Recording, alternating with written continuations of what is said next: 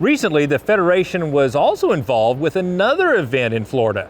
This one was designed to show off some great recipes while highlighting the sustainability of the beef cattle industry.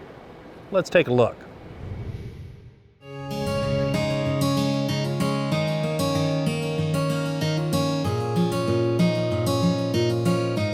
So we're out here at Blackbeard's Ranch where we did a satellite media tour. And a satellite media tour is a series of TV and radio interviews over a short period of time. So what we were doing out here is we set up in one place. We've got our rancher, we have a chef, and we're showcasing some beautiful, sustainably raised beef. We booked interviews with TV and radio stations across the country and did about 25 interviews in a 5-hour period. So it's a great opportunity to be here at Blackbeard's Ranch in Florida to have this project funded by the Federation of State Beef Councils, talking about sustainability and what this means not only to our producers but our consumers as we reach out and talk about what sustainability means and what the impact this has on our environment. We have to tell our sustainable story, and they want to know that sustainable story and how that land is taken care of, but also how that beef is produced. And somebody like the chef can prepare all these great dishes and transfer that story right on to the consumer. What an incredible event, Clay, that gave the beef industry some real national exposure.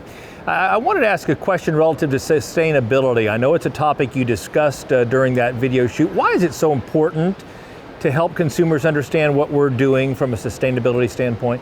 Well, Kevin, it means so much that the Federation has put money behind it this year. Sustainability has always been around, but to cattle producers, it's come to the forefront this year. And like I said, we put money behind it. And it's about telling our story to not only the industry, but our peers and our consumers about what we do every day on our farm and ranch. And we have to be more vocal about it, about what we do every day, from feeding cows to rotational grazing to bull selection to what we do each and every day. And we have to learn to leave a legacy, to be able to pass that on to my daughters, to generations. Just like we've been talking about, sustainability is here to stay, and we have to talk about it.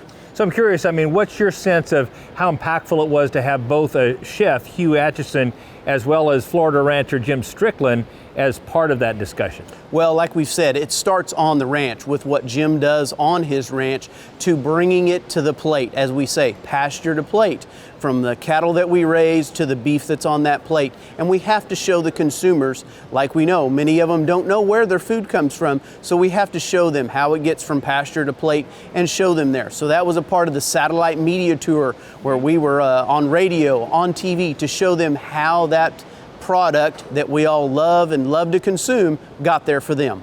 Is that a more important issue to Florida consumers, as an example, the whole issue of sustainability, DeAnne? It is. Florida's unique. I think a lot of times people don't realize that we really have the volume of cattle that we have, and it's no secret people are moving into Florida every day at about 1,000 people a day. And where are we going to put everything? We're kind of landlocked. We're between the beaches is a phrase that we like to use, between the Atlantic coast and the Gulf Coast. And so what do we do with all this development that's happening? We still need our green spaces for our cattle, and so we're constantly talking about the importance of that, preserving that not just for wildlife habitat but water. We have to store water for all these people who are coming to town now. So it's definitely a hot topic for us in Florida, and we have such a melting pot of ages there, so it's really an area of large concern. And I'll tell you, just last week I was at a chef's conference, and more than 500 chefs. And there was a time that I would get a lot of questions about nutrition stuff, but last week they wanted to talk about sustainability. That's what their restaurant customers are asking about. And so it is a topic that we have to be out there in the front of. And we do a great job at it, so why not tell the story? Dan, I'm curious, ratchet it up a level, and let's just talk about the Beef It's What's for Dinner campaign at large. Why do you think that's so critical to the ongoing success of the beef industry? It's iconic.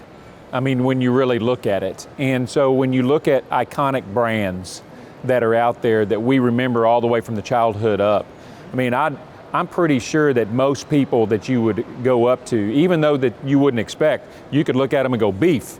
and they'd finish, it's what's for dinner. Right. I mean, and I think that's important because that is our branding. And so to be able to continue with that and to take that to a new generation so they understand, you know, that iconic brand and bringing to them the information that we need to bring as part of that whole campaign. I will tag on to the sustainability issue and say that, you know, if it's important to our consumer, then it needs to be important to us. And what's great for us is we don't have to change anything we're doing. We just have to tell the story of what we've been doing for generations. These ranches and these farms wouldn't be in the next generation if it wasn't sustainable. If we weren't able to take care of the land, we just have to tell our story. And when we tell our story, and when we're able to get in front of that consumer, because of the iconic brand that we have, they listen and then they understand. They said, you know what, you're right. And we want to consume this product because it is a great product. Well, I think people want to eat our product, but they want permission to eat our product. And I think the reality is that a lot of the fictitious myths that we've heard make some people feel guilty from a sustainability standpoint. So if we can help people understand what we're doing, allow them to do exactly what they want, which is to eat beef for dinner and lunch and breakfast. To find out more about events like the ones we just discussed, visit the Checkoff funded website. That's beefitswhatsfordinner.com.